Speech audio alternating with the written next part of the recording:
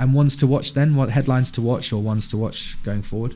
I think just going off what you said earlier about like in a week's time, in 2 weeks' time, when everything kind of dies down, if there hasn't been some huge escalation, if the Strait of Hormuz isn't shut, then we were looking at maybe a contrarian trade with the Naphtha East-West. Nice. Looking in December, like last week, we'd seen loads of bidding up in the Q1 East-West specifically, and the TC5 freight rates really, really high. So if we've got our counterparty dashboard up here, you can see on the right that there's been loads of trade houses opening up positions in the past, this is over the past week.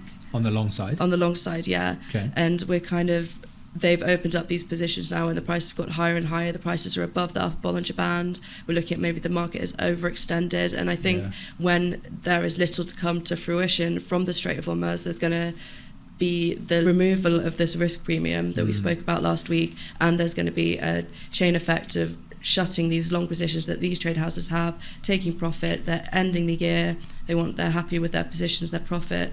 And do you think they've made money out of these positions? Do we have the average entry price?